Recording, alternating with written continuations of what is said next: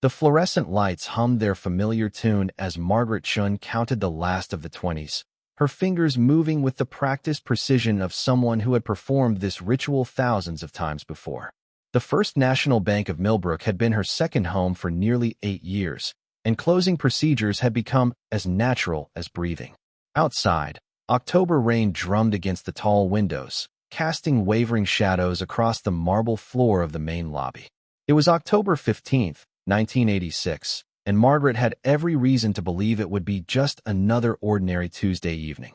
She had plans to meet her sister Linda for dinner at Romano's, the little Italian place downtown where they served breadsticks that could make you forget your troubles.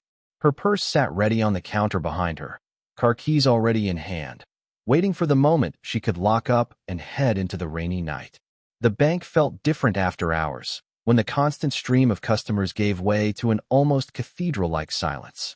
Margaret had grown to appreciate these quiet moments, when she could work without interruption, organizing her drawer and preparing for the next day. The old building seemed to breathe differently in the evening, settling into itself with small creaks and sighs that spoke of decades of faithful service to the community. She glanced at the ornate clock mounted above the vault door. 6:45, right on schedule. Mr. Henderson, the bank manager, had left 20 minutes earlier, reminding her to set the alarm and lock the front door behind her.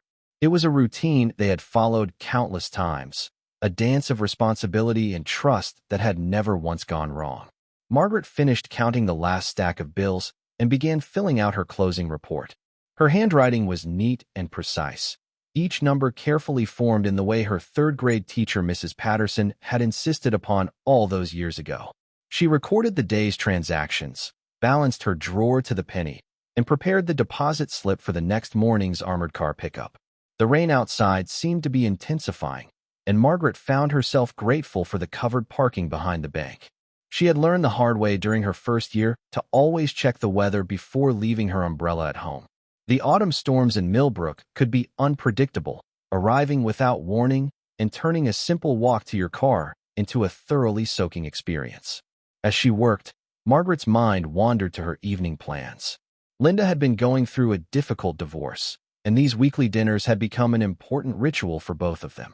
Margaret looked forward to the conversations, the way her sister's laughter could fill a room even during the darkest times. They would talk about everything and nothing, sharing stories from their childhood and dreams for the future. The phone rang, startling her from her thoughts. Margaret glanced at it, then at the clock. The bank had been closed for nearly an hour, and calls after closing time were unusual. She hesitated for a moment, then decided to answer. It might be Mr. Henderson calling about something he had forgotten, or perhaps a customer with an urgent question about their account. She lifted the receiver to her ear, but heard only silence. Not even the sound of breathing or background noise. After a few seconds, she heard a soft click as the line went dead. Margaret frowned and replaced the handset. Wrong numbers were common enough, though the timing felt odd. She made a mental note to mention it to Mr. Henderson in the morning, then returned to her closing procedures. The vault door stood open behind her, its massive steel construction a testament to the bank's commitment to security. Margaret had always been impressed by the engineering of the old vault, with its intricate locking mechanism and thick walls designed to withstand almost any assault. Mr. Henderson had once told her that it had been installed when the bank was built in 1923 and had never once been breached. She gathered the cash drawers and began the familiar walk to the vault. Her heels clicked against the polished floor, echoing in the empty space. The sound had once made her self-conscious, but she had long since grown accustomed to the way her footsteps announced her presence in the silent building. Tonight, however, something about the echo seemed different, as if the building itself were listening more intently than usual.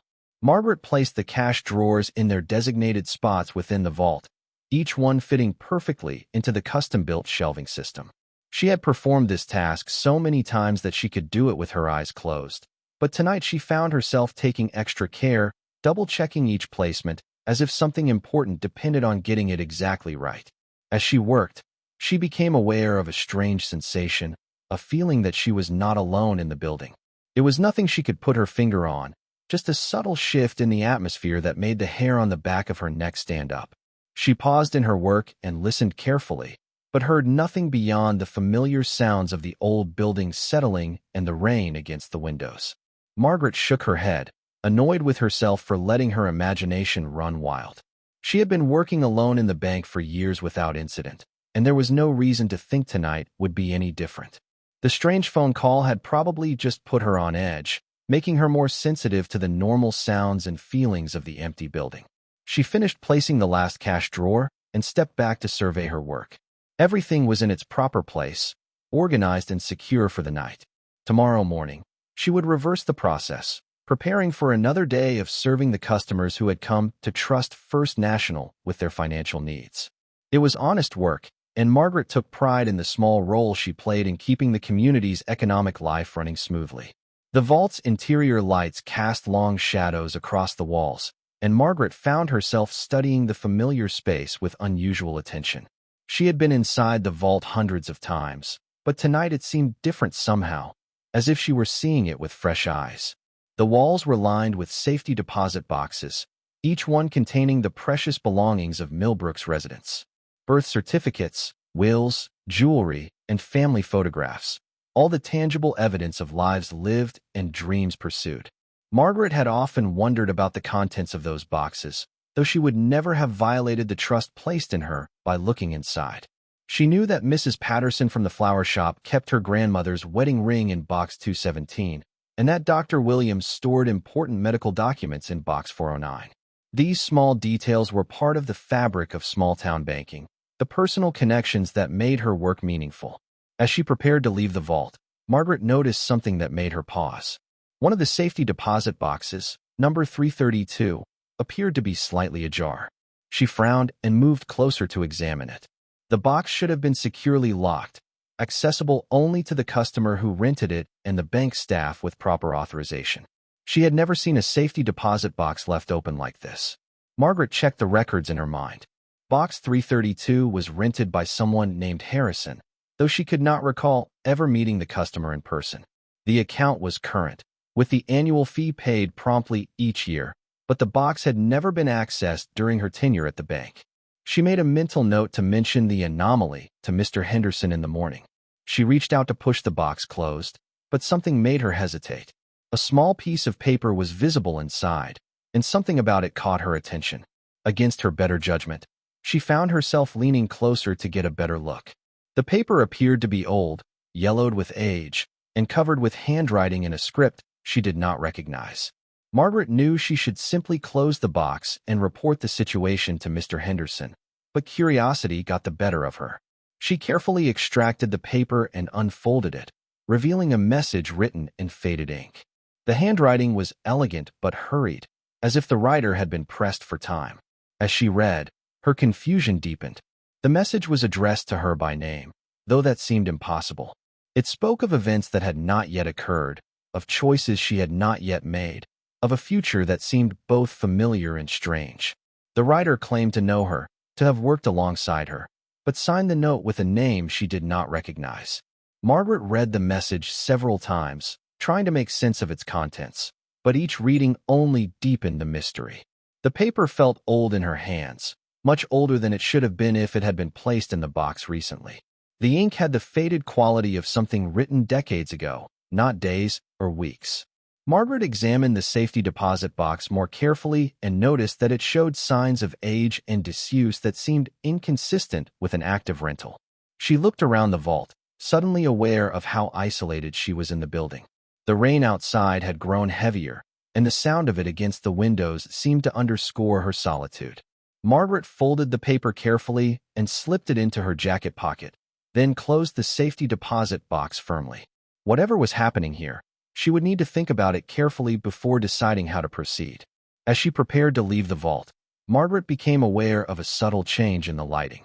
The fluorescent bulbs seemed to flicker slightly, creating brief moments of shadow and illumination that made the familiar space feel foreign. She attributed it to the storm outside, perhaps affecting the building's electrical system, but the effect was unsettling nonetheless. She stepped out of the vault and began the process of closing and locking the massive door. The mechanism was complex, requiring a specific sequence of turns and combinations that Mr. Henderson had taught her years ago.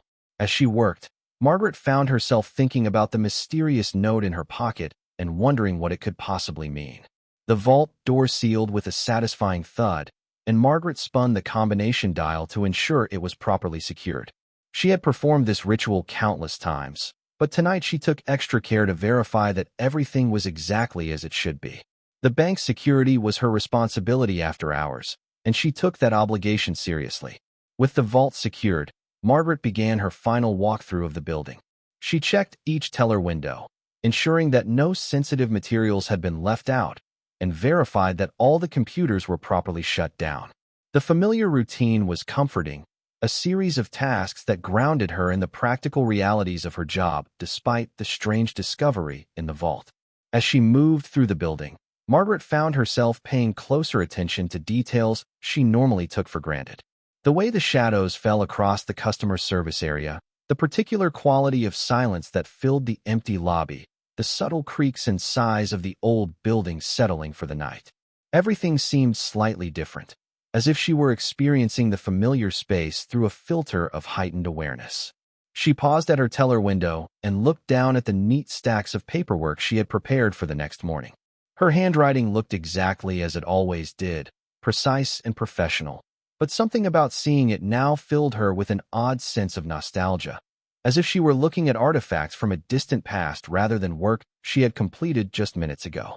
Margaret shook her head, annoyed with herself for letting the mysterious note affect her so strongly. She was a practical person, someone who dealt in facts and figures, not mysteries and speculation. Whatever explanation existed for the paper in the safety deposit box, it would surely prove to be mundane once she had a chance to discuss it with Mr. Henderson. She completed her walkthrough and returned to the main lobby, where her purse waited on the counter. The clock above the vault showed 7:15, which meant she was running slightly behind schedule. Linda would be waiting at Romano's, probably wondering where she was. Margaret made a mental note to call her sister from the restaurant to explain the delay. As she reached for her purse, Margaret noticed that the rain outside had stopped. The sudden silence was almost startling after the constant drumming against the windows. She looked out at the parking lot and saw that the storm clouds were beginning to break up, revealing patches of clear sky between the dark masses. It looked like it might turn into a pleasant evening after all. Margaret gathered her belongings and walked toward the front door of the bank. The lobby felt vast and empty around her, filled with shadows that seemed deeper than usual. She had never been afraid of the building after hours, but tonight something felt different, as if the familiar space were holding its breath in anticipation of something she could not understand. She reached the front door and began the process of setting the alarm system. The control panel beeped softly as she entered the security code, a sequence of numbers she had memorized years ago. The system would give her 60 seconds to exit the building before activating, plenty of time to lock the door and walk to her car. As Margaret entered the final digits of the security code, she heard a sound that made her freeze. It was the distinctive click of the vault door opening, the same sound she had heard just minutes ago when she had secured it for the night. She turned toward the vault, her heart beginning to race, but saw nothing unusual. The massive door appeared to be closed and locked, exactly as she had left it. Margaret told herself that she had imagined the sound, that the stress of the mysterious note had made her hypersensitive to every noise in the building. Old buildings made all sorts of sounds, especially during weather changes, and there was no reason to think that anything was actually wrong. She forced herself to complete the alarm sequence, though her hands were trembling slightly as she pressed the final button. The control panel beeped once more, indicating that the alarm was now active. Margaret had 60 seconds to exit the building, but she found herself reluctant to leave. Something felt unfinished, as if there were important business she had forgotten to complete. She stood in the lobby, listening to the silence and trying to identify what was troubling her. The seconds ticked by, and Margaret knew she had to leave or risk setting off the alarm. She unlocked the front door and stepped out into the cool evening air. The rain had indeed stopped, and the parking lot was filled with the fresh scent of wet pavement and autumn leaves. She locked the door behind her and tested it to ensure it was secure, then began walking toward her car. As she crossed the parking lot, Margaret felt the folded paper in her jacket pocket pressing against her side. She had almost forgotten about it in the confusion of the past few minutes. but now its presence seemed to demand her attention. She stopped beside her car and pulled out the note, unfolding it carefully under the parking lot lights. The handwriting was just as elegant and mysterious as she remembered, but now she noticed details she had missed before. The paper itself seemed to shimmer slightly in the artificial light, as if it were made of something more substantial than ordinary writing material. The ink appeared to shift and change as she watched, sometimes seeming darker, sometimes lighter, as if it were responding to her attention. Margaret read the message again, trying to make sense of its contents. It spoke of time and memory, of choices made and unmade, of a future that existed in the spaces between moments. The writer claimed to be someone she knew well, someone who had shared her daily routines and understood her dreams, but the signature remained illegible, a flowing script that seemed to change each time she looked at it. As she stood in the parking lot reading the note, Margaret became aware of a strange sensation. The world around her seemed to be growing quieter, as if the normal sounds of evening traffic and distant voices were fading away. Even the wind in the trees seemed muted, as if nature itself were holding its breath. She looked up from the paper and noticed that the parking lot lights appeared dimmer than usual, casting softer shadows that seemed to blur the edges of familiar objects. Margaret folded the note and put it back in her pocket, then unlocked her car and got inside. The interior felt warm and familiar after the strangeness of the past hour, and she took a moment to collect herself before starting the engine. She had a practical nature, and she knew that the best way to deal with mysteries was to approach them systematically, gathering information and considering all possible explanations. As she drove through the quiet streets of Millbrook toward Romano's restaurant, Margaret found herself thinking about the events of the evening. The mysterious phone call, the open safety deposit box, the impossible note, and the strange sounds from the vault all seemed connected somehow, though she could not yet see the pattern. She made a mental list of questions to discuss with Mr. Henderson in the morning, starting with the rental records for Box 332. The restaurant appeared ahead, its warm lights spilling out onto the sidewalk and creating a welcoming glow in the darkness. Margaret could see Linda's car in the parking lot and felt a surge of relief at the prospect of normal conversation and familiar companionship. Whatever was happening at the bank, it would have to wait until tomorrow. Tonight, she would focus on being a good sister and friend.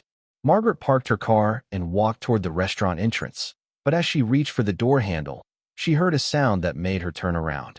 It was the distant chiming of church bells, marking the hour, but something about the sound seemed wrong. The bells were ringing 8 o'clock, though her watch showed only 7:30.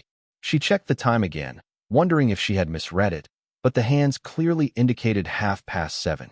She stood on the sidewalk for a moment, listening to the bells and trying to understand the discrepancy. Millbrook's church bells were famous for their accuracy, maintained by the same clockmaker who had installed them in 1942. Margaret had never known them to be wrong, not even by a few minutes.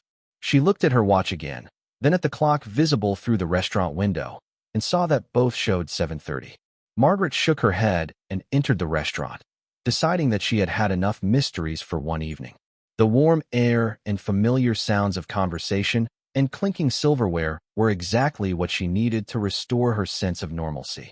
She spotted Linda at their usual table near the window and walked over to join her, forcing herself to smile and push the evening's strange events to the back of her mind. Linda looked up as Margaret approached, and her expression immediately showed concern. She had always been able to read her sister's moods, a talent that had served them both well over the years. Margaret knew that she would have to provide some explanation for her obvious distress, but she was not yet ready to discuss the events at the bank. Instead, she apologized for being late and blamed the delay on a last-minute customer who had needed extra help with a complicated transaction. As they talked over dinner, Margaret found herself studying her sister's face with unusual attention. Linda was 3 years younger, but the stress of her divorce had added lines around her eyes and mouth that made her look older than her 29 years. Margaret felt a surge of protectiveness toward her sister, a desire to shield her from any additional worries or concerns. Whatever was happening in her own life, she would not burden Linda with it until she better understood what it meant. The meal passed pleasantly, filled with the comfortable conversation of sisters who had shared a lifetime of experiences. Linda talked about her job at the elementary school, the challenges of teaching third grade, and her hopes for the future once her divorce was finalized. Margaret listened and offered advice when asked, but found her attention occasionally drifting to the note in her jacket pocket and the questions it raised. As they prepared to leave the restaurant, Linda mentioned that she had been having strange dreams lately, vivid experiences that seemed more like memories than products of her sleeping mind. She described dreams of places she had never been and people she had never met, but who felt familiar nonetheless. Margaret listened with growing unease, wondering if her sister's dreams might somehow be connected to her own mysterious experiences. They said goodbye in the parking lot, and Margaret watched Linda drive away before getting into her own car. The evening had grown cooler, and a light fog was beginning to form in the low-lying areas around town. As she drove home through the quiet streets, Margaret found herself taking a longer route than usual, as if she were reluctant to end the day and face whatever tomorrow might bring. Her apartment was a small but comfortable space on the second floor of a converted Victorian house. Margaret had lived there for 5 years, and it had become a true sanctuary, filled with books and plants and the accumulated treasures of a life lived thoughtfully. As she climbed the stairs to her front door, she felt the familiar sense of homecoming that always marked the end of her workday. Inside, Margaret hung up her jacket and immediately felt the crinkle of paper in the pocket. She had almost forgotten about the note during dinner, but now its presence seemed to demand her attention once again. She made herself a cup of tea and settled into her favorite chair by the window, then carefully unfolded the mysterious message. Under the warm light of her reading lamp, the paper seemed different than it had in the bank vault or the parking lot. The handwriting appeared clearer, more legible, as if it were responding to her focused attention. Margaret read the message slowly, trying to understand not just the words but the intention behind them. The writer spoke of time as if it were fluid, of past and future as if they were merely different rooms in the same house. The note mentioned specific details about her life that no stranger could have known. Her favorite coffee shop, the book she was currently reading, the song she hummed while balancing her cash drawer. It spoke of her dreams and fears with an intimacy that was both comforting and unsettling. Most disturbing of all, it referred to events that had not yet happened as if they were already part of history. Margaret set the note aside and stared out her window at the fog-shrouded street below. The rational part of her mind insisted that there had to be a logical explanation for everything that had happened. Someone was playing an elaborate prank, or she had misunderstood something fundamental about the situation. But another part of her, a deeper and more intuitive part, recognized something true in the mysterious message, something that resonated with feelings she had carried for years without understanding their source. She thought about the strange sensations she had experienced in the bank, the feeling of being watched, the sense that time itself was somehow different than usual. She remembered the church bells ringing the wrong time and her sister's dreams of unfamiliar places that felt like home. All of these experiences seemed to point towards something beyond her normal understanding of reality, something that challenged her practical worldview in fundamental ways.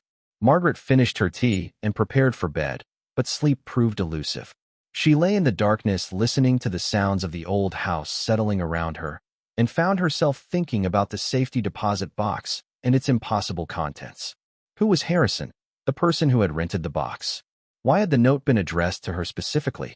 And what did it mean when it spoke of choices she had not yet made? As the night wore on, Margaret drifted in and out of a restless sleep filled with vivid dreams. She found herself walking through the bank after hours, but the familiar space had been transformed into something vast and labyrinthine. The vault door stood open, revealing not the small secure room she knew, but a corridor that stretched into darkness. In her dream, she walked down this corridor, passing doors that led to rooms filled with scenes from her life, both past and future. She woke before dawn with a clear sense of purpose, though she could not have explained its source. Margaret knew that she needed to return to the bank and examine the safety deposit box more carefully. There were questions that needed answers, and she sensed that the mysterious note was only the beginning of a larger revelation. She dressed quickly and drove through the empty streets toward downtown, arriving at the bank just as the first light of dawn was breaking through the fog. Mr. Henderson's car was already in the parking lot, which surprised Margaret since he rarely arrived before 8 o'clock. She found him in his office, looking as if he had been there for hours. His usually neat appearance was disheveled, his tie loosened, and his hair uncombed. He looked up as she entered, and she saw something in his eyes that she had never seen before, a mixture of confusion and fear that made her stomach tighten with apprehension. He asked her about the previous evening, whether anything unusual had happened during her closing procedures. Margaret hesitated, unsure how much to reveal about her experiences. She mentioned the strange phone call and the open safety deposit box, but kept the note to herself for reasons she could not fully articulate. Mr. Henderson listened with growing agitation, occasionally glancing toward the vault as if expecting something to emerge from its depths. He told her that he had received several calls during the night from the security company, reports of unusual activity in the building after she had left. The alarm system had registered multiple breaches, doors opening and closing, movement in areas that should have been empty. But when the security guards had arrived to investigate, they had found nothing out of place, no signs of intrusion or disturbance. Margaret felt a chill as she listened to Mr. Henderson's account. The events he described seemed to confirm her growing suspicion that something extraordinary was happening in the bank, something that defied normal explanation. She asked about the rental records for safety deposit box 332 and saw his expression change to one of complete bewilderment. According to the bank's records, box 332 had never been rented. The space had remained empty since the vault was installed in 1923, reserved for future expansion that had never materialized. There was no customer named Harrison, no rental agreement, no record of any kind that the box had ever been used. Yet Margaret knew what she had seen, the open box and its mysterious contents, as clearly as she knew her own name. Mr. Henderson suggested that they examine the box together, and Margaret agreed despite her growing sense of unease. They walked to the vault, and she watched as he opened the massive door with the same sequence of combinations she had used the night before. The interior looked exactly as it always had, neat rows of safety deposit boxes gleaming under the fluorescent lights. They approached box 332, and Margaret felt her heart racing as Mr. Henderson inserted his master key and turned it. The box opened smoothly, revealing an interior that was completely empty. There was no sign of the note she had found, no indication that the box had ever contained anything at all. The metal surfaces were clean and unmarked, showing no signs of age or use. Margaret stared at the empty box in confusion and growing panic. She knew what she had experienced, knew that the note was real because it was still folded in her jacket pocket at home. But faced with the evidence of the empty box and the missing rental records, she began to question her own sanity. Had she imagined the entire episode? Was she suffering from some kind of breakdown that was causing her to hallucinate impossible events?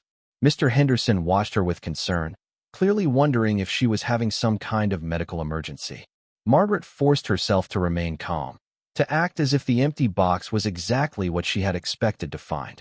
She apologized for the confusion, suggesting that she must have been mistaken about which box had appeared to be open. The stress of working alone in the building after hours had probably made her imagine things that were not really there. They returned to the main lobby, and Mr. Henderson suggested that Margaret take the day off to rest and recover from what had obviously been a difficult evening. She agreed gratefully, eager to escape the bank and the questions she could not answer. As she gathered her belongings and prepared to leave, she caught sight of her reflection in one of the lobby windows and was startled by what she saw. The woman looking back at her appeared older than she remembered, with lines around her eyes and mouth that seemed to have appeared overnight. Her hair, which had been dark brown the day before, now showed distinct streaks of gray. Most unsettling of all, her reflection seemed to be wearing different clothes than the one she had put on that morning, a blue dress she recognized but could not remember choosing. Margaret hurried out of the bank and drove home in a state of growing panic. The familiar streets of Millbrook seemed different somehow, as if she were seeing them through a filter that changed their essential nature. Buildings she had known for years appeared older or newer than she remembered, and she noticed details that seemed both foreign and familiar at the same time. At home, she rushed to her bedroom mirror and was relieved to see her normal reflection looking back at her. Her hair was its usual dark brown. Her face showed the expected lines of a 32-year-old woman, and she was wearing the clothes she had put on that morning. Whatever she had seen in the bank lobby window had been another hallucination, another sign that her grip on reality was becoming dangerously tenuous. Margaret sat on her bed and pulled the mysterious note from her jacket pocket. It was still there, still real, still filled with impossible knowledge about her life and future. She read it again, searching for clues that might help her understand what was happening to her. The handwriting seemed familiar now, as if she had seen it many times before, though she could not place where or when. As she studied the note, Margaret noticed something that made her gasp. The signature at the bottom, which had been illegible before, now seemed clear and recognizable. It was her own name, written in her own handwriting, but aged and faded as if it had been written decades in the future. The note was not from a stranger at all, but from herself, somehow reaching across time to deliver a message she did not yet understand. The realization filled Margaret with a mixture of terror and wonder. If the note was really from her future self, then everything it described might actually come to pass. The changes it spoke of, the choices it mentioned, the events it predicted, all of these might be her actual destiny rather than the products of an overactive imagination. But how was such a thing possible? How could she have written a note to herself from a future that had not yet occurred? Margaret spent the rest of the day in her apartment, trying to make sense of the impossible situation. She read the note dozens of times, memorizing every word and analyzing every implication. The message spoke of a transformation that was already beginning, a gradual shift from one state of being to another that would take place over many years. It warned her to be patient, to trust the process even when it seemed frightening or incomprehensible. As evening approached, Margaret found herself drawn back to the bank. She knew that Mr. Henderson would have gone home hours ago, and the building would be empty and waiting for her return. Something was calling her back to that place, something that demanded her presence and attention. She drove through the quiet streets as darkness fell, feeling as if she were being pulled by forces beyond her control. The bank stood silent and imposing in the darkness, its windows reflecting the streetlights like watchful eyes. Margaret used her key to enter through the back door, bypassing the alarm system with the emergency code Mr. Henderson had taught her for situations like this. The building felt different than it had that morning, charged with an energy that made the air itself seem alive. She walked through the darkened lobby toward the vault, guided by instincts she did not fully understand. The massive door stood closed and locked, exactly as it should be, but Margaret knew that she needed to open it. She entered the combination sequence, her fingers moving with automatic precision, and heard the satisfying click of the mechanism disengaging. Inside the vault, Margaret went directly to safety deposit box 332. She knew it would be empty, just as it had been that morning, but she also knew that she needed to look inside again. As she opened the box, she was not surprised to find it contained another note, this one newer and written in fresher ink than the first. This second message was shorter than the first, but its contents were even more disturbing. It spoke of the night she was living through, describing her actions and thoughts with perfect accuracy. It told her that she was beginning to understand, that the process of transformation was accelerating, and that she would soon need to make choices that would determine not just her own future, but the future of everyone around her. Margaret read the note with growing amazement and fear. If her future self could somehow place messages in the past, then time itself was far more fluid than she had ever imagined. The linear progression from past to present to future that she had always taken for granted was apparently just one way of experiencing reality, and there were others that allowed for communication across temporal boundaries. As she stood in the vault reading the impossible message, Margaret became aware that she was not alone in the building. She could hear footsteps in the lobby, the sound of someone moving purposefully through the darkened space. Her first thought was that Mr. Henderson had returned for some reason, but the footsteps did not sound like his. They were lighter, more hesitant, as if the person making them was unfamiliar with the building's layout. Margaret folded the note and slipped it into her pocket alongside the first one, then quietly closed the safety deposit box. She moved to the vault entrance and peered out into the lobby, trying to see who had entered the building. The footsteps had stopped, and the space appeared to be empty, but she could sense a presence somewhere in the darkness. She called out, asking if anyone was there, but received no response. The silence that followed was complete and somehow expectant, as if the building itself were holding its breath. Margaret stepped out of the vault and began walking toward the main lobby, her own footsteps echoing in the empty space. As she moved, she became aware of a strange visual effect, as if the familiar surroundings were becoming translucent, revealing other spaces and other times layered beneath the present moment. The lobby seemed to flicker between different configurations, sometimes appearing as she knew it, sometimes showing arrangements of furniture and equipment that belonged to different eras. She saw the bank as it had been in the 1920s, with ornate brass fixtures and marble counters that gleamed in gaslight. She saw it as it might be in the future, with sleek electronic systems and materials she did not recognize. As Margaret stood in the shifting space, she began to understand what was happening to her. The notes from her future self were not just messages, but invitations, calls to step outside the normal flow of time and experience reality from a broader perspective. The bank was serving as a kind of anchor, a fixed point that allowed her to perceive the fluid nature of temporal existence. She thought about the strange experiences of the past 2 days, the sense of being watched, the feeling that time was somehow different than usual. All of these had been signs that she was beginning to develop abilities that transcended normal human limitations. The transformation her future self had written about was not just metaphorical, but literal, a fundamental change in her relationship with time and space. Margaret walked back to the vault and stood before the open door, understanding that she faced a choice that would determine the course of her entire life. She could close the door, leave the building, and try to return to her normal existence, pretending that none of this had ever happened. Or she could step forward into the unknown, accepting the transformation that was being offered to her and all the responsibilities it would bring. The decision felt momentous, as if the weight of countless possible futures hung in the balance. Margaret thought about her life as it was, comfortable and predictable, but somehow incomplete.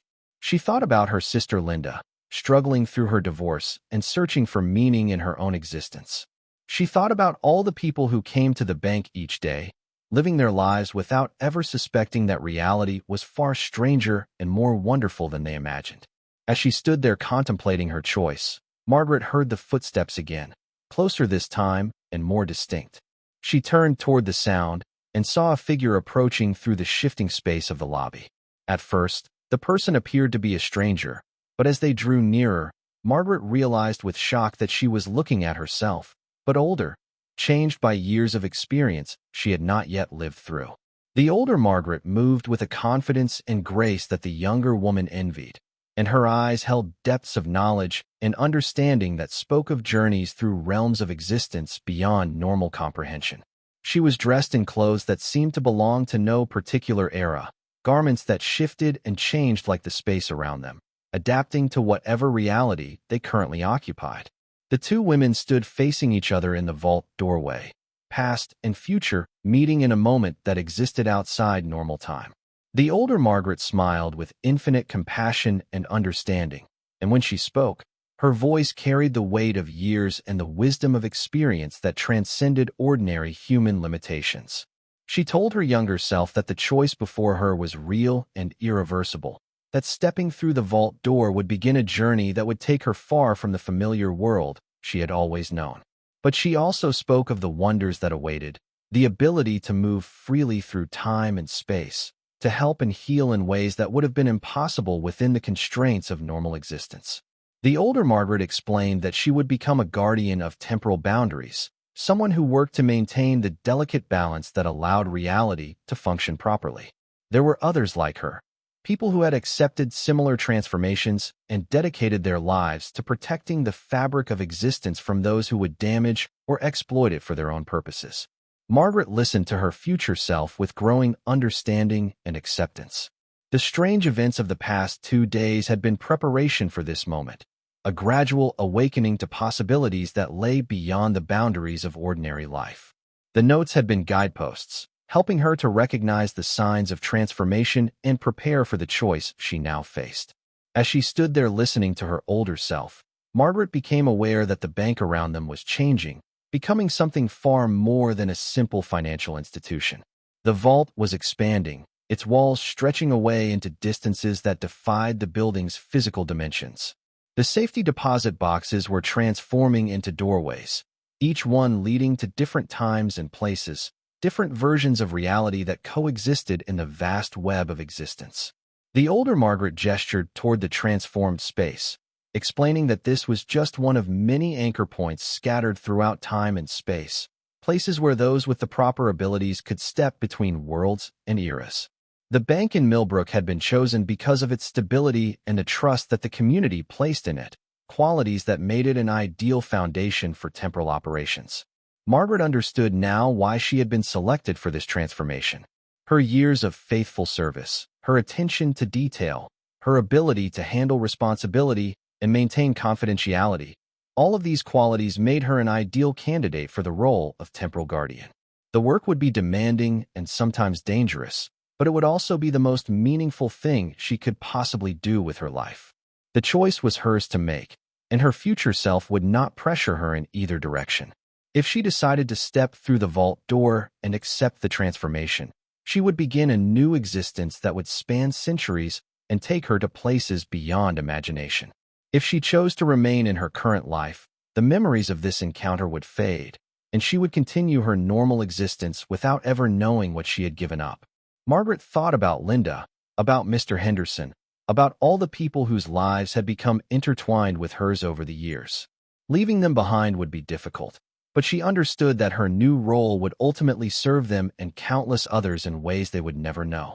The work of maintaining temporal stability was invisible to those who lived within normal time, but it was essential to their continued existence. She looked at her older self and saw not just wisdom and power, but also loneliness and sacrifice. The path of the temporal guardian was one that led away from ordinary human connections toward an existence that was both more and less than normal life. It was a trade-off that required careful consideration, a decision that could not be made lightly or reversed once chosen. But as Margaret stood there contemplating her future, she realized that the choice had already been made. The events of the past 2 days had awakened something in her that could not be put back to sleep, an awareness of possibilities that made her current life seem small and constrained. She had always felt that she was meant for something more than counting money and processing transactions, and now she understood what that something was. Margaret stepped forward through the vault doorway, feeling the familiar space transform around her as she crossed the threshold. The sensation was indescribable, like stepping from a small room into a vast cathedral, or from a shallow pool into an ocean of infinite depth. She felt her consciousness expand, her awareness stretching across time and space to encompass realities she had never imagined. The transformation was not painful, but it was profound and irreversible. Margaret felt her connection to her old life fading, becoming a cherished memory rather than a current reality. She understood that she would be able to visit the past, to observe the people she had cared about, but she could never truly return to the life she was leaving behind. As the change completed itself, Margaret found herself standing in a space that was simultaneously the bank vault and something infinitely larger. She could see through the walls of reality to the underlying structures that held existence together, the delicate patterns of cause and effect that stretched across all of time and space. It was beautiful and terrifying and absolutely right. Her older self smiled and welcomed her to the ranks of the temporal guardians, explaining that her real education was just beginning. There would be training to undergo, skills to develop, and responsibilities to accept. But first, there was one final task to complete in her old reality, a way of ensuring that her transformation would not create paradoxes or disruptions in the timeline. Margaret understood what was required. She would need to return to the bank one last time, to close the loop that had been opened by her future self's messages. The safety deposit box would need to be sealed properly, the records adjusted to reflect the new reality, and her own disappearance arranged in a way that would not cause undue distress to those she was leaving behind. The process was complex but necessary, a careful orchestration of events that would allow her old life to continue without her while preserving the stability of the timeline. Margaret worked with her future self to plan each detail, ensuring that every aspect of the transition would unfold smoothly and naturally. When everything was ready, Margaret stepped back into the familiar reality of the bank vault, though she now perceived it with senses that transcended normal human limitations. She could see the threads of possibility that connected this moment to countless others, the web of cause and effect that stretched across all of existence. It was overwhelming at first, but she quickly learned to focus her enhanced awareness on the task at hand. Margaret placed a final note in safety deposit box 332, a message that would be discovered years later and help to explain her disappearance in terms that would make sense to those who found it. She adjusted the bank's records using abilities that allowed her to manipulate information across time, creating a consistent narrative that would satisfy any investigation. The hardest part was arranging for her own disappearance in a way that would not cause unnecessary pain to Linda and the others who cared about her. Margaret created a scenario that would suggest she had left town voluntarily, perhaps to start a new life somewhere else. It was not the truth, but it was kinder than the reality, and it would allow those she left behind to move on with their lives. As she completed these final preparations, Margaret felt the last of her connections to her old existence dissolving. She was no longer the woman who had worked at First National Bank, no longer the sister who met Linda for dinner every week. She had become something new and different, a being whose existence spanned multiple realities and whose responsibilities extended far beyond the boundaries of any single world. The transformation complete, Margaret stepped back through the vault doorway and into her new existence as a temporal guardian. The bank around her faded away, becoming just one of countless anchor points in the vast network she would now help to maintain. She could still see it when she chose to, could observe the people who worked there and the customers who came and went, but she was no longer part of their reality in any meaningful way. Margaret's disappearance from Millbrook was noticed, but not deeply investigated. The note she had left suggested that she had been offered a job opportunity in another state, something that seemed plausible given her skills and experience. Linda was hurt and confused by her sister's sudden departure, but she eventually accepted it as one of those inexplicable events that sometimes reshape our lives without warning. Mr. Henderson found the situation puzzling but not alarming. Margaret had been a model employee, and he could not understand why she would leave without giving proper notice. But people did strange things sometimes, and he was more concerned with finding a replacement than with understanding her motivations.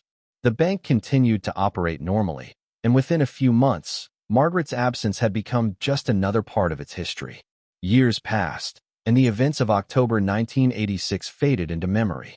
The bank changed hands several times, underwent renovations, and adapted to new technologies and regulations. Different managers came and went, each leaving their own mark on the institution while maintaining its essential character as a cornerstone of the Millbrook community. It was not until 15 years later that anyone discovered the truth about Margaret's disappearance. The new manager, a young man named David Richardson who had recently moved to Millbrook from the city, was conducting a thorough inventory of the safety deposit boxes when he noticed an anomaly in the records for box 332. According to the computer system, the box had been rented continuously since 1986, with the annual fees paid promptly each year by automatic bank transfer. But there was no record of who had rented it, no contact information, and no record of the box ever being accessed. It was as if the rental existed in the bank's financial records, but nowhere else. David was a methodical person who believed in solving problems rather than ignoring them. He spent several days researching the box's history, trying to understand how such a discrepancy could have existed for so long without being noticed. His investigation led him to the personnel records from 1986, where he discovered the story of Margaret Shun, the teller who had disappeared without explanation just days after the mysterious rental had begun. Intrigued by the connection, David decided to open the safety deposit box and examine its contents. He followed the proper procedures, documenting everything carefully and ensuring that he had the legal authority to proceed. When he finally opened box 332, he found it contained a single item, a sealed envelope with his own name written on the outside in elegant handwriting. Inside the envelope was a letter that explained everything, though in terms that challenged his understanding of reality. The writer identified herself as Margaret Shun, the missing teller, and described a transformation that had taken her beyond the boundaries of normal existence. She explained that she had become something called a temporal guardian, someone who worked to maintain the stability of time and space across multiple realities. The letter went on to describe the role that the bank had played in her transformation, serving as an anchor point that allowed her to step between different versions of reality.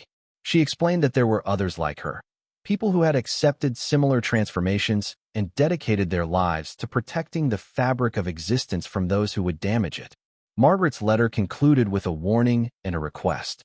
She explained that the bank would continue to serve as an anchor point, and that David had been chosen to serve as its guardian in the normal world.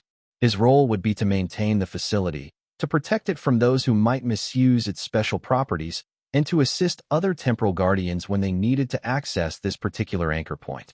David read the letter several times, trying to decide whether he was dealing with an elaborate hoax or something genuinely extraordinary. The rational part of his mind insisted that the whole thing was impossible, that people could not simply disappear into other dimensions or travel through time. But another part of him, a deeper and more intuitive part, recognized something true in Margaret's words. Over the following weeks, David began to notice strange things happening in the bank. Equipment would malfunction in ways that defied explanation, only to repair itself without intervention. He would sometimes hear footsteps in the building after hours, but investigations would reveal no signs of intrusion. Most unsettling of all, he occasionally caught glimpses of people in the lobby who were not quite there, figures that seemed to exist in the spaces between moments. Gradually, David came to accept that Margaret's letter was telling the truth, that the bank was indeed something more than an ordinary financial institution. He began to pay closer attention to the subtle signs of temporal activity, learning to recognize when the anchor point was being used and how to maintain the conditions necessary for its proper function. The work was invisible to the bank's customers and employees, who continued their daily routines without ever suspecting that they were working in a facility that served as a bridge between different realities. David became skilled at managing both aspects of his responsibilities, maintaining the bank's normal operations while also serving as guardian of its extraordinary secret. Sometimes, late at night when the building was empty, David would see Margaret herself, moving through the transformed space of the vault like a figure from a dream. She appeared older than she had been when she disappeared, but also somehow timeless, as if she existed outside the normal flow of aging and change. They never spoke, but David sensed her approval of his work and her gratitude for his dedication to protecting the anchor point. The years continued to pass, and David grew into his dual role as bank manager and temporal guardian. He trained his staff carefully, ensuring that they were trustworthy and discreet, though he never revealed the full truth about the bank's special nature. He maintained the facility with meticulous care, understanding that its stability was essential not just to the local community, but to the broader fabric of reality itself. Margaret's story became a legend within the small community of temporal guardians, a reminder of the sacrifices required and the rewards offered by their unusual calling. Her transformation from ordinary bank teller to guardian of time and space served as inspiration for others who faced similar choices, proof that extraordinary destinies could emerge from the most mundane circumstances. The bank in Millbrook continued to serve its community, processing loans and deposits, maintaining accounts, and providing the financial services that kept the local economy running smoothly.